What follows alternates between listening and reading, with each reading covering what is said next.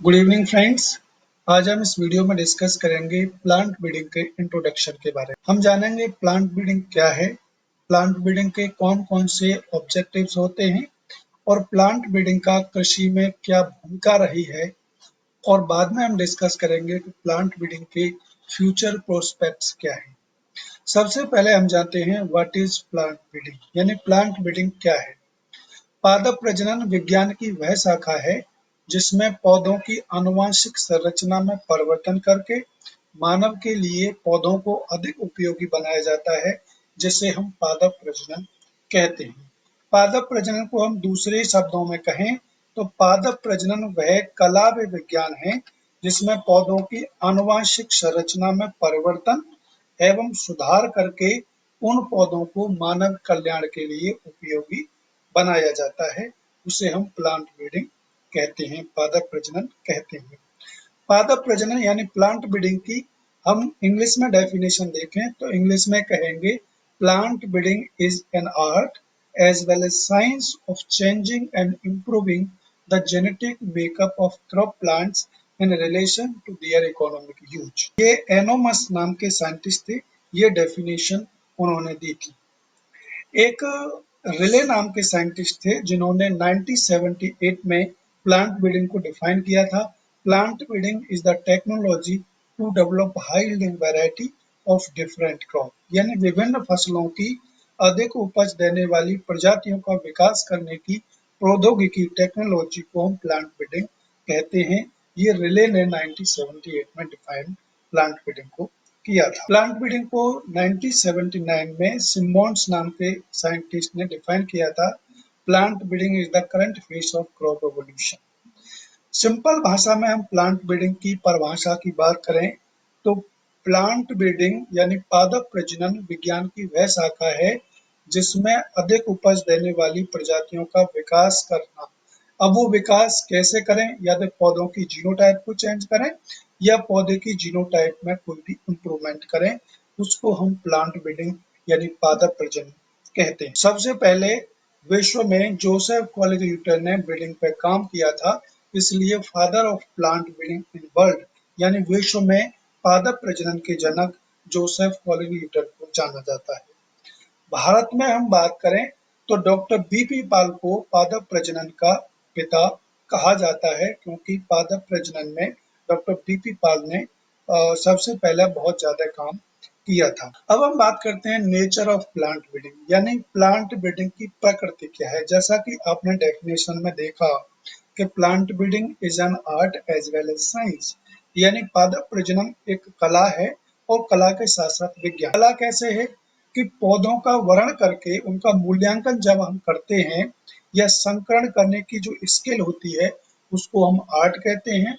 और पौधों में सुधार के लिए वैज्ञानिक तरीकों से एक्सपेरिमेंट लगाना, डाटा लेना, अवलोकन करना, उसके बाद में इंटरप्रिटेशन करना और रिजल्ट निकालना या सॉफ्टवेयर चलाना, ये साइंस में आता है। तो इसलिए प्लांट ब्रीडिंग को आर्ट और आर्ट के साथ साथ विज्ञान भी कहा जाता है। ए ब्रीडर आउट टू नो, यानी एक सक्सेसफुल प्लांट ब्रीडर बनने के लिए पादप प्रजनक को किन किन विषयों में जानकारी होना चाहिए। पादप प्रजनन को सक्सेसफुल होने के लिए उसको वनस्पति विज्ञान यानी बॉटनी के बारे में जानकारी होनी चाहिए। इसके अलावा जेनेटिक्स के अलावा एग्रोनॉमी में, प्लांट फिजियोलॉजी में, प्लांट पैथोलॉजी में और इंसेक्ट रेसिस्टेंट वैरायटी डेवलप करने के लिए उसको एंटोमोलॉजी की भी जानकारी होनी चाहिए, बैक्टीरियोलॉजी की भी जानकारी होनी चाहिए, प्लांट बायोकेमिस्ट्री की जानकारी होनी चाहिए।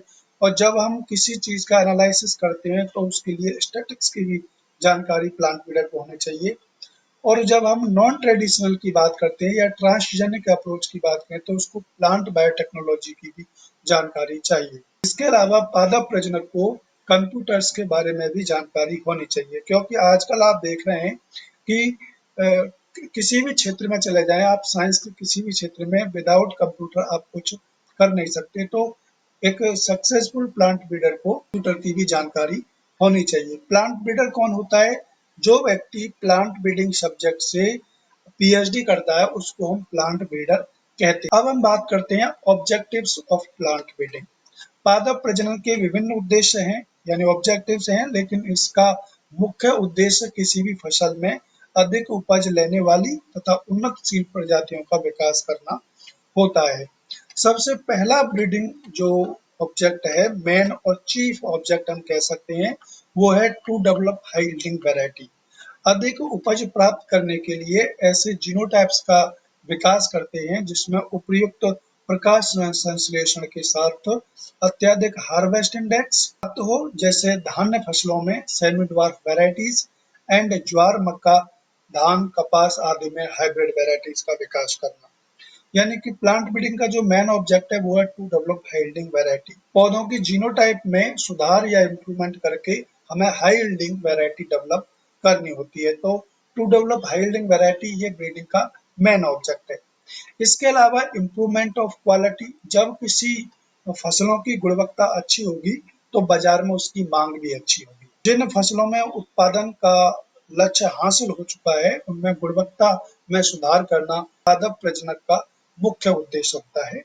यानी कि जब हम क्वांटिटी की बात करते हैं तो क्वांटिटी के साथ साथ हमें क्वालिटी भी हमारी फसल में होनी चाहिए। तो ब्रीडिंग का दूसरा ऑब्जेक्ट है इम्प्रूवमेंट ऑफ क्वालिटी। उत्पादन के साथ साथ हम उसके उत्पाद में क्वालिटी लाएं, ये ब्रीडिंग का सेकंड मेन ऑब्जेक्ट आजकल है।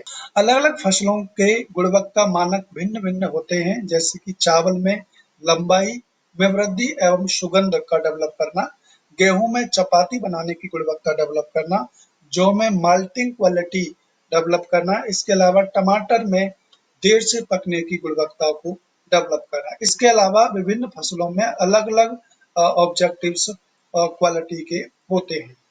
तीसरा ब्रीडिंग ऑब्जेक्ट है to develop disease and insect resistant variety. लगभग सभी फसलों में कीटों के रोग द्वारा हानि होती है, जिससे उत्पादों की गुणवत्ता प्रभावित होती है और किसानों को कीटों के रोगों को नियंत्रण करने के लिए अत्यधिक व्यय करना पड़ता है, जिससे पर्यावरण भी दूषित होता है और किसान की आय में भी लॉस हो जाता है। तो इसके लिए हमें चाहिए कि हम डिजीज और इंसेक्ट रेसिस्टेंट वैरायटी डेवलप करें, जिससे फसल पे होने वाले व्यय को कम किया जा सके। ये भी ब्रीडिंग का ऑब्जेक्ट होता है। नेक्स्ट ऑब्जेक्ट है रेड्यूसेस इन मैच्योरिटी ड्यूरेशन। प्रति इकाई क्षेत्रफल से अत्यधिक उपज प्राप्त करने के लिए फसलों की परिपक्वता अवधि में कमी करना प्रजनक का उद्देश्य होता है। इसके अलावा नए फसल चक्र भी मिलते हैं और फसल की अंतिम अवस्था में लगने वाले कीटों व रोगों से बचा जा सकता है। जब किसी फसल की हम मैच्योरिटी ड्यूरेशन को कम कर देते हैं तो उसमें बीमारी भी कम लगती है और हम किसी प्रति इकाई क्षेत्रफल से अत्यधिक उपज ले सकते हैं। कई सारी वैरायटी डेवलप की गई हैं जो कम समय में पकने वाली हैं, जैसे आप अरहर की बात करें या मेज की बात करें या राइस की बात करें, बहुत सारी क्रॉपों में कम समय में पकने वाली वैरायटी डेवलप की गई है। तो ये भी ब्रीडिंग का ऑब्जेक्ट रहता है कि मैच्योरिटी ड्यूरेशन को हम कम कर लेंगे तो एक वर्ष में हम कई फसल उगा सकते हैं और प्रति इकाई क्षेत्रफल से हम अत्यधिक उपज ले सकते हैं। इसके अलावा नेक्स्ट ऑब्जेक्ट है to develop desirable agronomic traits, यानी फसल के अनुसार उसमें डिजायरेबल शस्य गुणों का विकास करें, जैसे पौधों की लंबाई हो गई, ऊंचाई हो गई, टिलरिंग हो गई, ब्रांचिंग हो गई, या नंबर ऑफ पॉट्स हो गई किसी फसल में, या नंबर ऑफ सिल्क हुआ हो गई। यानी कि डिपेंड ऑन द क्रॉप, जिस क्रॉप में हम इम्प्रूवमेंट करना चाहते हैं उस फसल में हम डिजायरेबल ट्रेड्स को डेवलप करें, ये भी ब्रीडिंग का ऑब्जेक्ट होता है। इसके अलावा नेक्स्ट ऑब्जेक्ट है to develop photo and thermo insensitive varieties. प्रकाश व तापहीन ग्राह्यता फसलों में विकसित करने से फसलों को परंपरागत उगाने वाले क्षेत्रों के अतिरिक्त नए क्षेत्रों में भी उगा सकते हैं। जैसे धान पश्चिम बंगाल में उगाया जाता था, लेकिन आजकल इसे पंजाब में उगाया जा रहा है। इसी प्रकार गेहूं की फसल पंजाब की प्रमुख थी, लेकिन इसे अब पश्चिम बंगाल में भी उगाया जा रहा है। यानी ऑफ सीजन हम किसी क्रॉप को उगा सकते हैं जब हम फोटो थर्मो इंसेंसिटिव डेवलप कर लेंगे अपनी क्रॉप में। तो ये भी ब्रीडिंग का ऑब्जेक्ट रहता है कि फोटो थर्मो इंसेंसिटिविटी अपनी फसल में डेवलप करें, ताकि नए क्षेत्रों में और नए सीजन में हम अपनी फसल को ग्रो कर सकें। नेक्स्ट ऑब्जेक्ट है ब्रीडिंग का टू डेवलप साइक्रोनस मैच्योरिटी। यानी कि जब किसी किसी फसल में आपने देखा होगा कि कई कई तुड़ाई करनी पड़ती है। जैसे आप बेसिकली दलहनी फसलों में देखें, मूंग में देखें या कॉटन में देखें, तो हम कई तुड़ाई करते हैं। तो तुड़ाई करनी पड़ती है तो हम बार बार उस पर कॉस्ट लगता है। कपास में आपने देखा होगा गूलर तोड़ने पड़ते हैं और दालों में आपको फलियां तोड़नी पड़ती हैं। तो हम ऐसी वैरायटी डेवलप करें जो एक समय में परिपक्व हो जाए और हम एक समय में हार्वेस्ट कर लें, ताकि जो तुड़ाई का खर्च आता है वो किसान को बच जाए। तो ये भी प्लांट ब्रीडिंग का ऑब्जेक्ट रहता है कि हम साइक्रोनस मैच्योरिटी डेवलप करें। इसके अलावा नेक्स्ट ऑब्जेक्ट है रिमूवल ऑफ टॉक्सिक कंपाउंड्स। कई फसलों में जैसे जहरीले यौगिक पाए जाते हैं, जैसे खेसारी में न्यूरोटॉक्सिन, इसी प्रकार सरसों में यूरिक एसिड एंड कपास में गॉसिपॉल मानव के लिए हानिकारक होता है। तो इन टॉक्सिक कंपाउंड्स को हम अपनी फसल से रिमूव कर देंगे ब्रीडिंग की सहायता से, तो वो हमारे मानव के लिए यूजफुल बन जाएंगे, हानिकारक नहीं रहेंगे। तो ये भी ब्रीडिंग का ऑब्जेक्ट रहता है कि रिमूवल ऑफ टॉक्सिक कंपाउंड्स, यानी अपनी फसल से हम ऐसे टॉक्सिक कंपाउंड्स को रिमूव कर दें। और रिमूव किया भी है, जैसा कि आपने देखा होगा कि सरसों की डबल जीरो वैरायटी एक डेवलप की है जिसमें रूसिक एसिड और भी जो हानिकारक कंपाउंड्स हैं वो बहुत कम है उसमें। तो ये भी ब्रीडिंग का ऑब्जेक्ट रहता है। इसके अलावा नेक्स्ट ऑब्जेक्ट है to develop varieties for new season. ऐसी प्रजातियों का विकास करें हम जो दूसरे ऋतुओं में भी सफलतापूर्वक उगा सकें, जिससे किसान अधिक से अधिक आमदनी कमा सके और अपनी आय को दूना कर सके, जैसा कि प्रधानमंत्री जी का उद्देश्य है कि किसान की आय डबल हो। नेक्स्ट ऑब्जेक्ट है to develop abiotic stress resistant और टॉलरेंट वैरायटीज। जैविक कारकों के प्रति सहनशीलता वाली प्रजातियों का विकास करने से कम वर्षा वाले क्षेत्रों में, लवणीय क्षेत्रों में तथा अधिक ठंड वाले क्षेत्रों में सफलतापूर्वक खेती कर सकें। आपने देखा होगा भारत के कई क्षेत्रों में एबायोटिक स्ट्रेसेस पाई जाती है, जिसकी वजह से हम फसल वहां पर अच्छे से सफलतापूर्वक ग्रो नहीं कर सकते।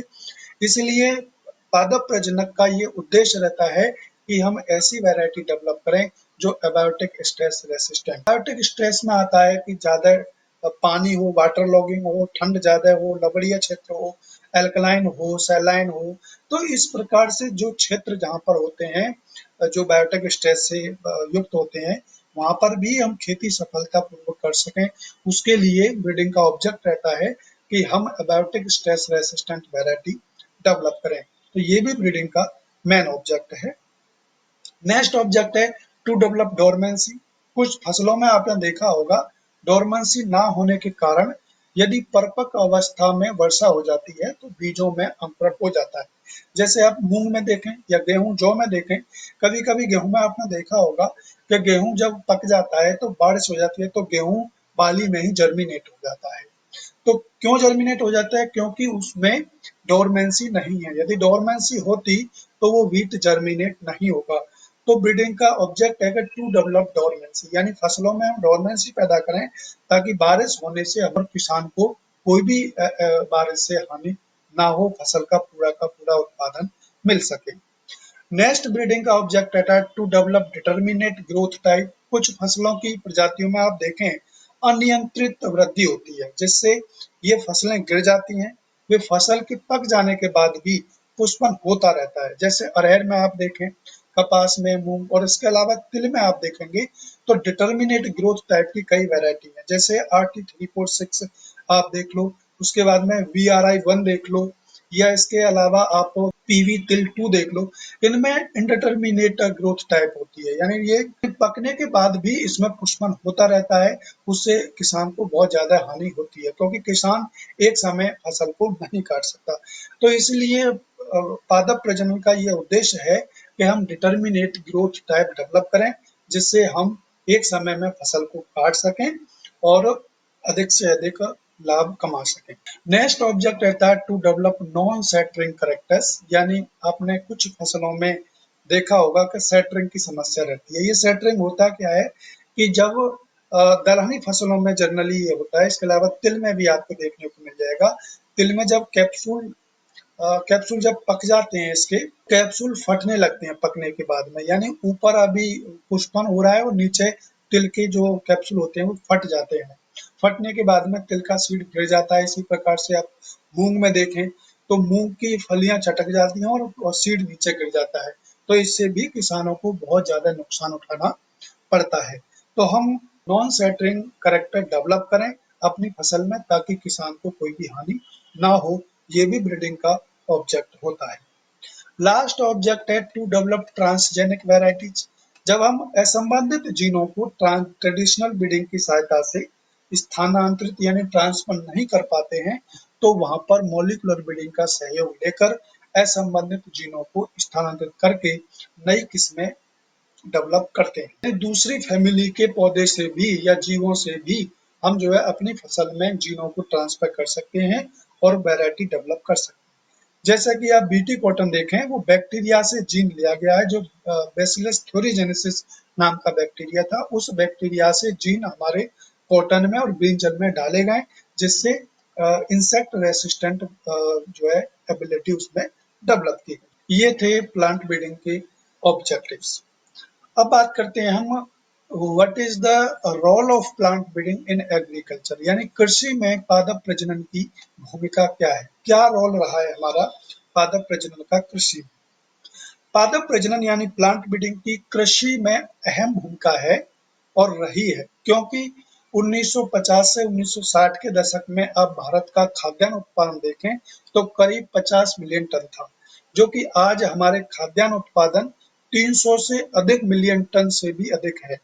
इसका श्रेय हमारे कृषि वैज्ञानिकों को जाता है, कृषि संस्थाओं को जाता है, जिन्होंने 50 मिलियन टन से उत्पादन 300 से अधिक मिलियन टन उत्पादन खाद्यान्न हमारा भारत का हो गया है। सबसे पहला जो अचीवमेंट था या रोल था हमारा, वो था हायर यील्ड यानी अधिक उत्पादन। विभिन्न फसलों में पादप प्रजनन की विधियों को अपनाकर उन्नत प्रजातियों का विकास किया गया, जिससे हमारी फसलों में अधिक उत्पादन मिल सका। To develop semi dwarf varieties of wheat and rice. हमारे देश में गेहूं की बौनी प्रजातियों को मैक्सिको से व धान की फिलीपाइंस एवं ताइवान से इंट्रोड्यूस किया गया था और इनके बौने जीनों को भारतीय लंबी प्रजातियों में स्थानांतरित किया गया।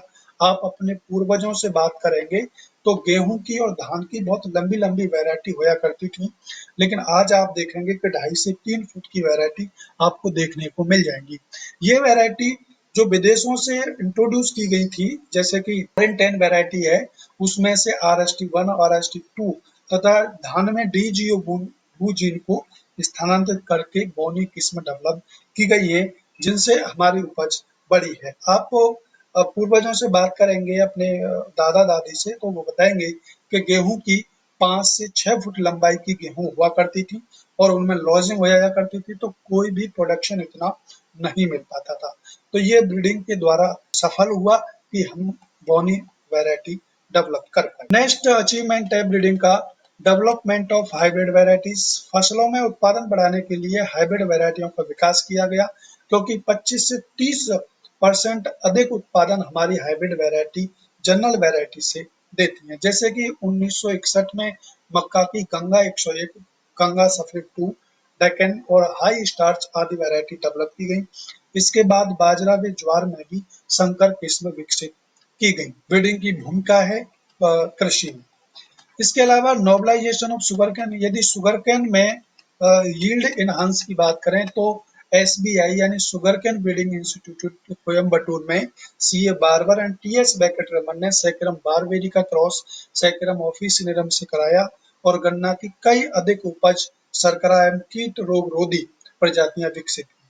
क्योंकि जो हमारा सैकरम बारबेरी जो गन्ना था, उसमें यील्ड बहुत कम थी, अडेप्टेबिलिटी तो थी उसमें, लेकिन यील्ड और शुगर कंटेंट बहुत कम था और इंसेक्ट और डिजीज बहुत ज्यादा लगते थे। लेकिन सैकरम ऑफिसिनेरम हमारे जलवायु के अनुकूल नहीं था, लेकिन शर्करा उपज और इंसेक्ट रेसिस्टेंट एबिलिटी इसमें थी। तो इससे क्रॉस करा करके अधिक उपज देने वाली, अधिक शर्करा वाली और कीट और रोग रोधी प्रजातियां विकसित की गई शुगर केन के केस में। दूसरी चीज quality improvement of agriculture product. जैसा कि आपने देखा होगा, पहले जो अच्छी किस्में थी देसी, वो इतनी अच्छी नहीं थी, लेकिन ब्रीडिंग के द्वारा इनमें क्वालिटी डेवलप की गई। आज हमारे देश में अच्छी गुणवत्ता वाली अनेकों किस्में विभिन्न फसलों की विकसित की जा चुकी हैं। जैसे धान में पूसा बासमती किस्में की बात करें, सुपर राइस की बात करें, गोल्डन राइस की बात करें, धीमी गति से पकने वाले टमाटर की किस्में फ्लेवर सावर की बात करें, गेहूं की अच्छी चपाती वाली गुणवत्ता वाली किस्म की बात करें, वेजिटेबल्स में हायर न्यूट्रिशनल वैल्यू की बात करें, मस्टर्ड में double zero mustard mustard variety की बात करें, तो ये सभी वैरायटी ये इंडिकेट करती हैं कि हमारे एग्रीकल्चर प्रोडक्ट में क्वालिटी में एनहांस ब्रीडिंग के द्वारा हुआ है। नेक्स्ट ब्रीडिंग का रोल है to develop insect and disease resistant variety. पादप प्रजनन के सहयोग से विभिन्न फसलों में अनेकों रोग व कीट रोधी किस्में तैयार की गई हैं। इसके अलावा एबायोटिक स्ट्रेस रेसिस्टेंट भी वैरायटी डेवलप की गई है, जिससे सफलतापूर्वक एबायोटिक स्ट्रेस वाले क्षेत्रों में भी खेती की जा रही है। कपास में बीटी कॉटन हो, बैंगन में बीटी ब्रिंजल हो और धान में पूसा बासमती 1718 हो, जो कि बैक्टीरियल ब्लाइट रेसिस्टेंट है। इसके अलावा गेहूं में HI 1634 की बात हो, ये black and white rust resistant variety है। डिजीज और इंसेक्ट रेसिस्टेंट वैरायटी डेवलप की गई है, लेकिन आज और सख्त जरूरत है कि हम डिजीज और इंसेक्ट रेसिस्टेंट वैरायटी डेवलप करें, ताकि जो रोग और कीटों पर जो हम व्यय करते हैं, दवाइयां लगाते हैं, वो उन दवाइयों के खर्च से बचा जा सके। नेक्स्ट ब्रीडिंग का रोल था एग्रीकल्चर में to develop early maturity varieties, यानी हमारे देश में विभिन्न फसलों की शीघ्र पकने वाली प्रजातियां विकसित की जा चुकी हैं, जिससे अरहर गेहूं व धान गेहूं का एक वर्षीय फसल चक्र संभव हुआ। जब आप पहली आप अरहर की वैरायटी देखेंगे तो एक ही साल की पूरी अरहर ही कट पाती थी, गेहूं उसमें नहीं हो पाता था। इसी प्रकार से धान जब बो देते थे तो गेहूं नहीं हो पाता था, लेकिन अब जो अर्ली मैच्योरिंग वैरायटी जो आई है, उनसे अरहर और गेहूं एक साल में आप ले सकते हैं। इसी प्रकार से धान और गेहूं भी आप एक वर्षीय फसल चक्र में ले सकते हैं। जैसे धान की पूसा बासमती 1692 की बात करें, जो कि 115 दिन में पक करके तैयार हो जाती है। इसी प्रकार गेहूं की HD 3293 ये 129 दिन में पक के तैयार हो जाती है। मक्का की पूसा बेबी कॉर्न हाइब्रिड जो कि 60 दिन में पक जाती है। चना की पूसा चना 211 ये 108 दिन में पक जाती है। और पूसा अरहर 16 ये आप देखेंगे 260 280 दिन पकने में लगते थे अरहर को, जो पुरानी वैरायटी हुआ करती थी। लेकिन आज पूसा अरहर 16 एक ऐसी वैरायटी है जो 120 दिन में पक करके तैयार हो जाती है। और पादप प्रजनकों का ये उद्देश्य है कि और भी कम दिन में यानी 100 दिन में ही हमारी अरहर पक करके तैयार हो जाए। तो ये हमारे ब्रीडिंग के कृषि में बहुत अहम भूमिका रही है। इसके अलावा to develop varieties for new season में होने वाली प्रजातियों का विकास भी हुआ है। पादप प्रजनन के प्रयास से विभिन्न फसलों को नए ऋतुओं में भी उगाया जा रहा है, जिससे कृषकों को अधिक लाभ मिलता है। जैसे मक्का मुख्य रूप से खरीफ की फसल है, लेकिन इसको अब रबी में भी उगाया जा रहा है। इसी प्रकार मूंगफली को भी खरीफ के जायद में बोया जा रहा है। और सब्जियों को तो साल भर आप उगा सकते हैं किसी भी सीजन में। तो कोई भी बाउंडेशन अब नहीं रहा, क्योंकि हमने न्यू सीजन में उगाने वाली वैरायटी पादप प्रजनन के द्वारा डेवलप कर चुके हैं। ये ब्रीडिंग के अचीवमेंट्स थे, जो कि एग्रीकल्चर में एक महत्वपूर्ण भूमिका पादप प्रजनन ने निभाई है, जिससे हमारा उत्पादन और हमारे प्रोडक्ट की क्वालिटी में भी सुधार हुआ है। अब बात करते हैं हम पादप प्रजनन की भविष्य की संभावनाएं क्या है, यानी कि future prospects of plant breeding. Future में क्या संभावना है पादप प्रजनन की। जैसा कि आप देख रहे हैं, भारत की जनसंख्या दिन पे दिन बढ़ती जा रही है। इसके लिए खाद्यान्न का उत्पादन बढ़ाना पादप प्रजनकों के लिए एक चुनौती है। भविष्य में पादप प्रजनन के द्वारा गुणवत्ता युक्त व कीट व रोग रोधी किस्मों का विकास होना चाहिए, ताकि रोग व कीटों पर होने वाले व्यय को कम किया जा सके और किसान की आय को बढ़ाया जा सके। पादप प्रजनन की उपलब्धियों के आधार पर हम कह सकते हैं कि भविष्य में पादप प्रजनन की विभिन्न संभावनाएं हैं, क्योंकि बढ़ती जनसंख्या को प्लांट ब्रीडिंग के द्वारा ही भोजन संभव हो सकता है। तो प्लांट ब्रीडिंग की भविष्य में बहुत संभावनाएं हैं, क्योंकि प्लांट ब्रीडिंग ही एक माध्यम है जिसके माध्यम से हम किसानों को या हम जो भी भारत में रहने वाले भारतवासियों को, इसके अलावा हम दूसरे देश वालों को भी खाद्यान्न उत्पादन पर आ सकते हैं।